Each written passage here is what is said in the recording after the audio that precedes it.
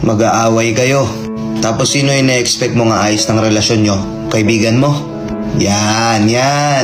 Bakit every time na may sama ka ng loob sa partner mo, sa kaibigan ka lalapit?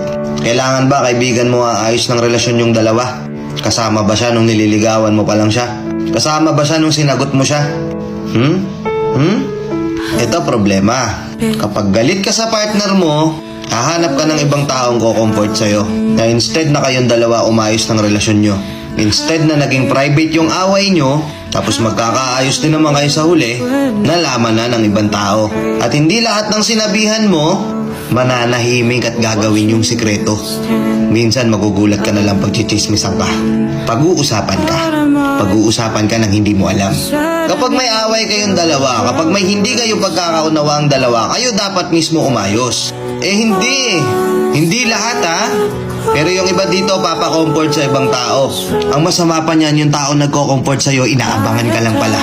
O inaabangan lang pala yung partner mo na maghiwalay kayong dalawa.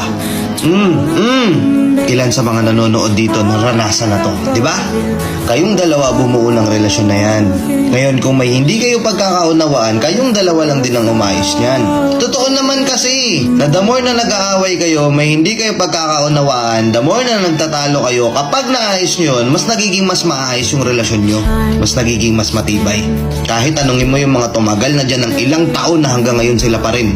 Ano sikreto sa relasyon? Ano po ba yung tip para tumagal yung relasyon ng ganyang katagal? Paano nyo po nakuha yan? Paano nyo po naabot yan? Isa lang isasagot niyan. Lahat ng pinag-awayan nila, naayos nila lang sila lang dalawa. Di sila sumuko agad. Di sila naghanap ng ibang tao nga ayos ng relasyon nila. Silang dalawa lang din mismo nag-assess nun. Sa bagay, syempre ikaw, galit na galit ka sa partner mo eh. May hindi kayo pagkakaunawaan. Pikon na pikon ka. Magulo yung utak mo. Manghihingi ka ng advice sa kaibigan mo. Wala ka nang pakialam na hindi mo na alam kung totoong kaibigan ba talaga siya o hindi. Sabihin sa'yo niyan, "Naku, iwan mo na yan.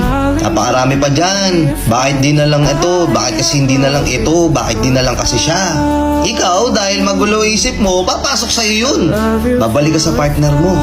Mag-aaway na naman kayo. To the point na ikukumpara mo na siya sa ibang tao. Totoo naman yung sinabi ni ganito eh. Buti pa sa ganito, ganyan, okay siya. Ikaw hindi. Blanco ka na eh. Lahat na ng hindi magagandang salita, lahat na ng masasakit na salita, ibibitaw mo na. Kasi nalaso na yung utak mo ng mga sinasabi ng ibang tao. Instead na kayong dalawa lang yung nag-isip para sa isa't isa. Para ayusin nyo yung relasyon yung dalawa. Para maplansya nyo yung pag-aaway yung dalawa. Kung iniisip mo na good idea na magpa-comfort ka sa ibang tao dahil lang masama loob mo sa partner mo, pag-isipan mo mabuti ha. Oo, hindi naman siguro masama.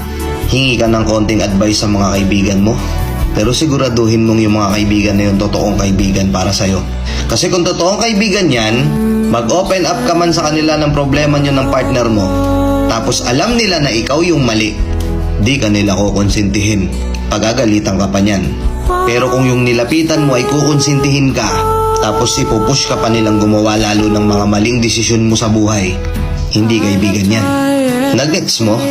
Kung may pag-aaway kayo, kayong dalawa na lang umayos. Keep it private. Keep it low-key. Kasi hindi nga lahat ng mapagsasabihan mo magiging honest. Na hindi nila ikakalat kung ano mang naging problema yung dalawa. Nakuha mo? Kung nagets mo, comment ka nga dito. Ano masasabi mo sa video na to? Tama ba o hindi? Comment mo dito. Let's go and peace out.